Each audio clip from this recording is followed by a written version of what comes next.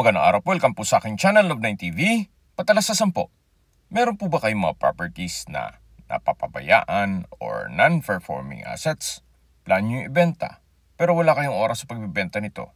Kung ito'y pagkakatiwala nyo po sa amin, tawag lang po kayo sa aking numero, usap po tayo, gawa ko po ng video for free. Yes, libre po, wala po kayong babayaran. Tutulungan pa namin kayong mabenta ang inyong property. Kami na po bala sa marketing, sa boosting or paid ads. Even sa tripping, hindi na po kayo mapapagod sa pag-entertain ng mga buyers. Kami na po bala sa lahat. Tawag lang po kayo. Nandito po tayo ngayon sa Imus, Cavite kung saan meron po tayong bagong video presentation. Isang residential property sa loob ng isang exclusive subdivision. Safe na safe po kayo dito, gawa ng meron pong 24-hour security. Meron din pong mga amenities kaya ng clubhouse, swimming pool, parks and playgrounds, basketball court, at marami pa pong iba. Kung sakali man na may okasyon kayo, pwede pong ganapin dito. Tunghayan niyo po itong napagandang clubhouse at ito'y well-maintained. Balik na po tayo sa property binibenta.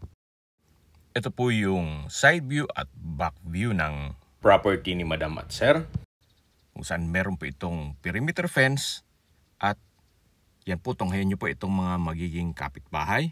Napakaaliwalas po, napakalinis, tahimik ang lugar, sariwang hangin at sa klima po, banayad lang, hindi naman siya ganun kainit at hindi naman ganun kalamig.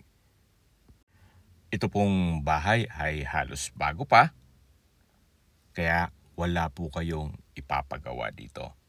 Ito po ay modern split type design. May lot area na 150 square meters at may floor area na 160 square meters. More or less. Sa first floor po ay mayroong porch, living area, dining area, kitchen, common toilet and bath, 2-car garage, stock room, laundry or service area, at may lanay. Sa second floor naman po ay may 3 bedrooms, 1 family area, toilet and bath, at may terrace. Ito pong ceiling sa labas ay spandrel ang ginamit at stainless ang gutter. Lahat pong door jamb o amba ay bakal na po. Meron din po itong built-in na glass window at sliding door. Then double level po ang kitchen nook. Ito po yung covered carport o garahe na kung saan ito yung naka-tile flooring at dito naman po ay meron pong setback. Sa taas po nito ay meron pong terrace. Paikot po ang setback. Kaya there's a lot of rooms for improvement kung sakaling ma-acquire nyo ito. Ito po ulit yung garahe. Then dito po yung stairs papunta sa main door. At dito naman po ay may setback din.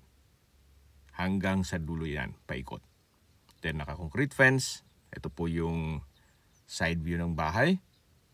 At iikot po tayo para ma-check yung service area. Ito po yung open lanay.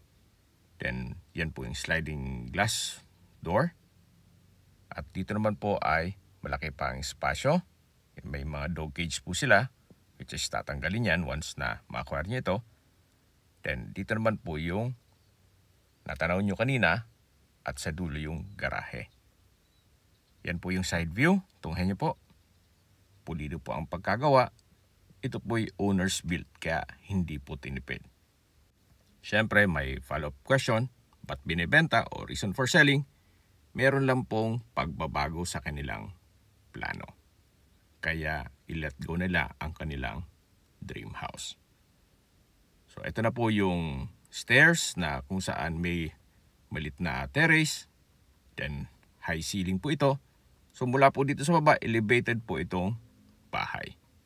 Then yan po yung corner glass at ito po yung main door. Yan po yung harapan ng bahay na kung saan pwede nyo pong gamitin. Basta wag lang yung concrete structure. Kung marami kayong sasakyan, pwede pong mag-park doon. So welcome po dito sa bahay ni Madam at Sir, kung saan ito po yung living area o salas, then double high ceiling, may chandelier, naka-tile flooring, at meron pong glass mirror. Tungkol naman po sa mga kagamitan, hindi po kasama yan. Bare lang po ito. Meron po itong corner glass window. Then may mga outlet sa gilid nito. Yan po yung hagdan na papunta sa mga kwarto. Ito pong hagdan ay naka-wooden staircase. Then metal po ang handrail at railing. Then dito po another stairs na may access papunta dito sa dining area. May customized awning type window. Then naka-tile flooring. May drop lights. At dito naman po yung formal kitchen. Malaki naman po ang espasyo nito. Then naka-tile flooring. May breakfast nook at kitchen countertop. Mula po dito sa kitchen, yan po yung access door papunta sa covered carport. At ito yung common toilet and bath. Mamaya po ikutan natin yan. Ito po yung formal kitchen. Kompleto na po. May kitchen countertop, kitchen window, double stainless sink with faucet, wall-mounted cabinet, at storage ng kitchen utensils. Mula po dito sa formal kitchen, check na natin itong common toilet and bath, kung saan ito'y naka-tile bathroom wall, may bathroom countertop, hand basin, vanity mirror, overhead shower, exhaust fan, high ceiling na rin po dito, at meron din pong water closet with bidet. Labas po tayo. So mula po dito, yan po yung tinutukoy ko na access door papunta dito sa garahe. At sa dulo po yung main gate.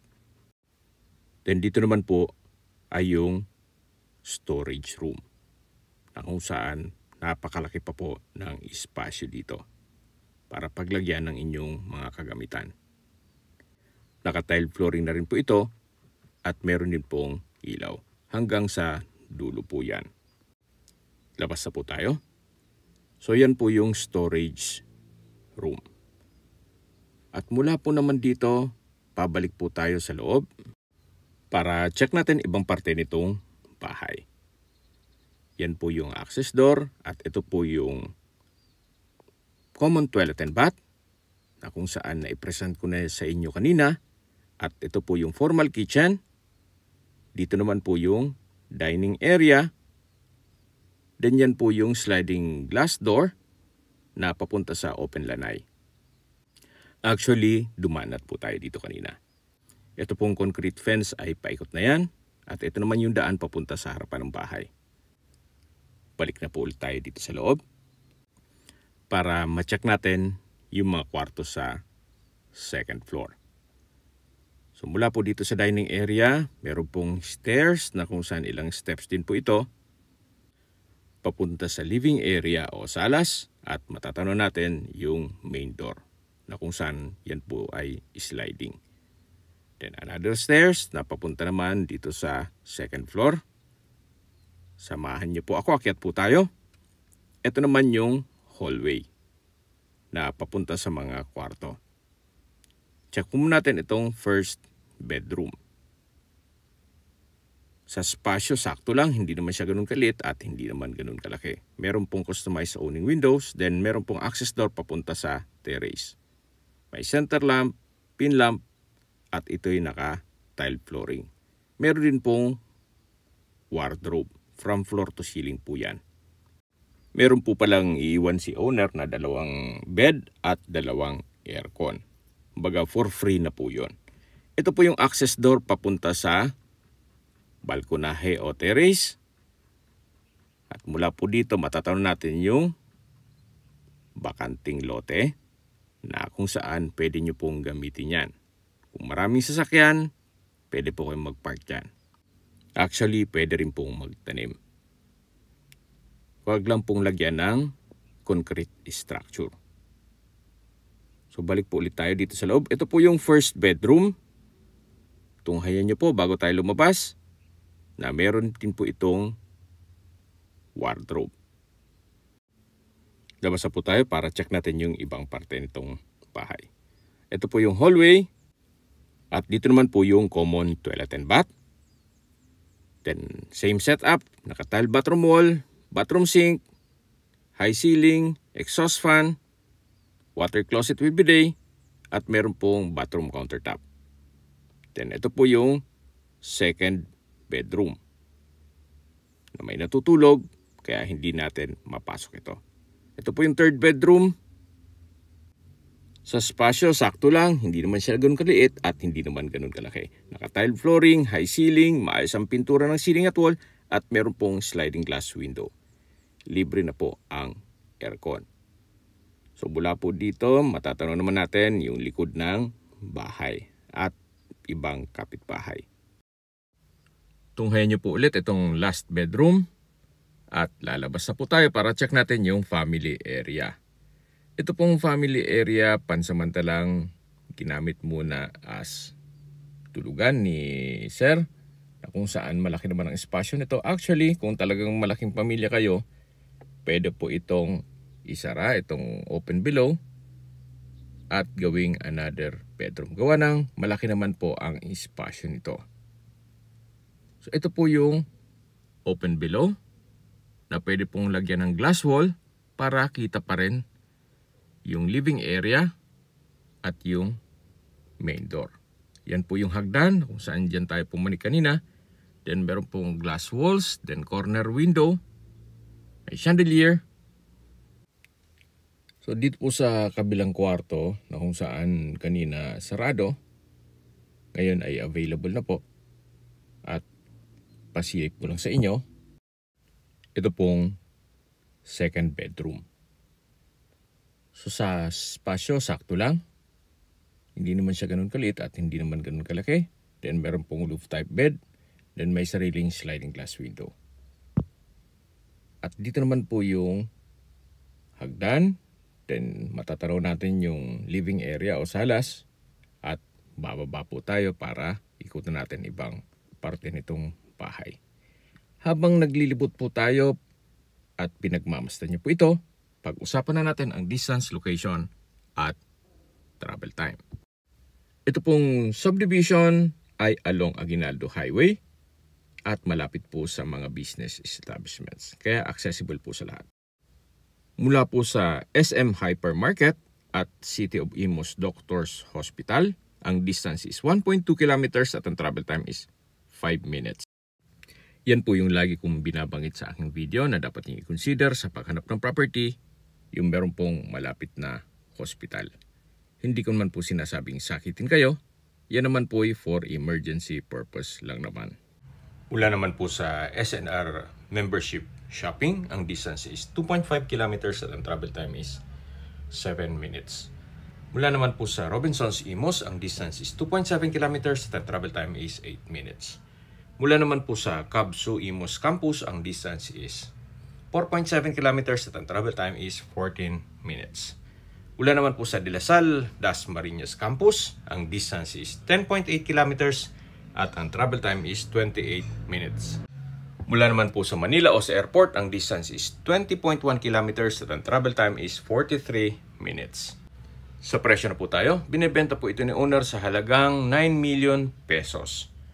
Kung may mga katanungan po kayo, tawag lang po kayo sa aking numero. At sa mga kababayan man natin na sa ibang bansa, meron po akong Telegram. Sa mga iPhone user man, may iMessage. Meron din pong Imo, Skype, Viber at WhatsApp. Same number lang po, 0917-316-3399. Sa mga nagtatanong naman po ng aming Facebook, meron po yung Facebook page na Nov9TV at Facebook Reels video. Meron din pong TikTok at Instagram. May ibang YouTube channel po kami na Nov9TV channel at Nov9TV listings. Sana po naibigyan yung aming video presentation. Paki-like and subscribe na lang po sa aking channel para ma-update din po kayo sa aking future listings. Kung sakali po hanap nyo yung mas malaking sukat na lupa, meron din po kami ibang listings na pwede nyo pagpilian. Huwag po kayong mag-atubiling tumawag sa amin, then let us know your budget para malaman namin kung anong property pwede namin i-alok sa inyo. Sa lahat pong viewers, subscriber at nagtiwala po sa amin, salamat po sa suporta. Ingat po kayo lagi at yung pamilya. Maraming salamat po.